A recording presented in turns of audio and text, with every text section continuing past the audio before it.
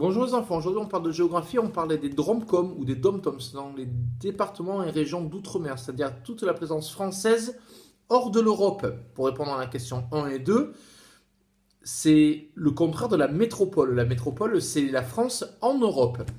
Donc il faut bien comprendre que les départements et régions d'outre-mer sont habités par des gens qui sont autant français que des gens qui sont nés en Europe. Donc sur la carte, vous pouvez voir combien la présence française elle est impressionnante, puisque elle est sur pratiquement tous les continents, toutes les mers, tous les océans. Donc vous pouvez voir sur la carte les plus connues, la Guadeloupe, la Martinique.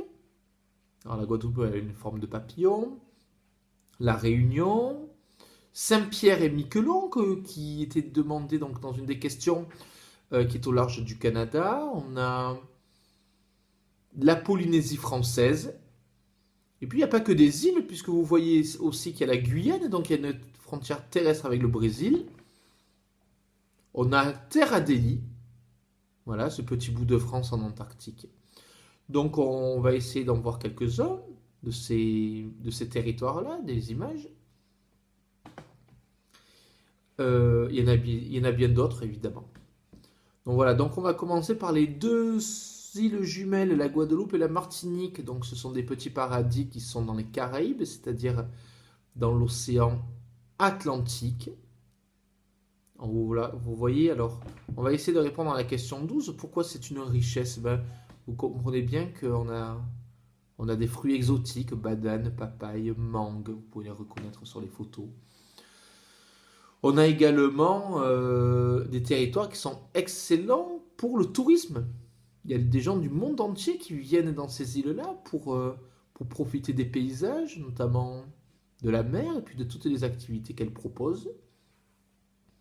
Là, on a une autre île donc sur notre continent, puisqu'on est sur l'océan Indien. C'est la Réunion, au large de l'Afrique. On a d'ailleurs une petite île aussi qui est un com qui s'appelle Mayotte. Alors là aussi, c'est pareil. Qu'est-ce qu'on peut voir? On peut voir que les paysages ils sont extrêmement variés. On a des volcans. Ça s'appelle le piton de la fournaise. Il est actif.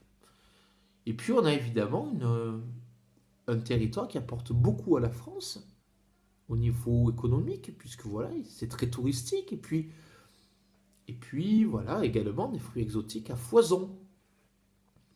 Donc on change d'océan et on change complètement de climat. On va au nord, à l'est du Canada, dans ce petit territoire français qui s'appelle Saint-Pierre et Miquelon. Alors c'est pas très touristique, même si je pense que c'est très beau. Mais alors c'est très important pour la France, économiquement parlant, puisque si vous allez dans votre congélateur, que vous regardez des petits bâtonnets de poissons, par exemple, il y a de très fortes chances que le poisson ait été pêché en Atlantique Nord.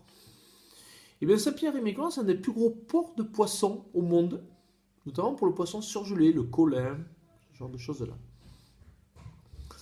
On continue encore avec notre tour du monde et on va se retrouver. Alors là, c'est le paradis, ça s'appelle la Polynésie française. Alors vous avez peut-être entendu parler des îles comme Tahiti.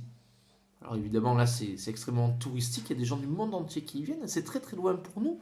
Ça l'est un peu moins pour les Asiatiques et les Américains. Il y a un petit peu les lagons, vous voyez, un petit peu les eaux turquoises.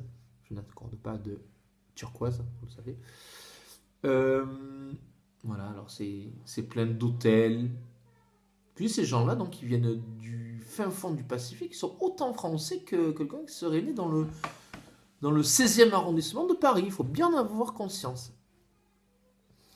On continue notre petit tour du monde, on se retrouve sur le continent sud-américain. Alors c'est la Guyane. C'était la question 2, me semble-t-il. Non, la question 7, où je vous demandais s'il y avait une frontière terrestre. Alors, la Guyane, c'est important parce que, déjà, c'est regorge de richesses naturelles, notamment des minerais, notamment des plantes, des animaux. Et puis de la Guyane, on va tirer notre lanceur pour la fusée Ariane. Il y a le lanceur pour la fusée Ariane là-bas. C'est stratégique, c'est au niveau de l'équateur, c'est sur les mers, des zones pas très habitées. On finit donc et on se retrouve alors à un endroit qui n'est absolument pas habité, seulement par quelques manchots et quelques scientifiques, et c'est la Terre Adélie. Alors la Terre Adélie, c'est l'Antarctique. Il y a des grands pays se sont partagés dans l'Antarctique. Alors, pour l'instant, on y mène des expéditions scientifiques, on y habite quelques mois dans l'année, mais il n'y a aucun habitant. Il ne faut pas comprendre le pôle Nord, où il y a des habitants, les Inuits, les Esquimaux, d'autres peuples, et le pôle Sud, l'Antarctique, où il n'y a strictement personne, même pas un ours. Voilà. Donc, pour reprendre la question 12, quelles sont les richesses? En quoi est-ce que la France, elle s'enrichit de ces territoires-là, mais économiquement parlant, pour la nourriture, et puis on pourrait rajouter d'autres choses aussi. La France fait partie des 3 pays qui ont la plus grande surface maritime au monde grâce à ces îles-là. Elle est présente partout. Alors c'est important stratégiquement, c'est important militairement. On a une présence partout. Hein, on peut avoir des sous-marins, on peut avoir des porte-avions. En fait, il faut comprendre que la France, elle est riche aussi grâce à ses habitants. Alors, il y en a eu des illustres qui ont fait rayonner la France, au niveau culturel, au niveau sportif. On a par exemple Teddy Riner, et puis nombre de sportifs qui ont fait gagner des équipes de France de football, de handball, de volleyball, comme Thierry Henry par exemple. Mais également tous ces anonymes qui sont en fait une richesse parce on est riche de l'autre, on est riche de la diversité. Ce sont des langues différentes, ce sont des coutumes, des cultures différentes, des manières de penser, de s'habiller, de se nourrir, voilà, qui sont différentes. Tous ces ensembles, ce sont les Français, la métropole et l'outre-mer. À bientôt, je passe le relais à Yaline qui va vous parler de l'île natale de son papa et de sa maman. J'espère que ça vous a plu. Au revoir.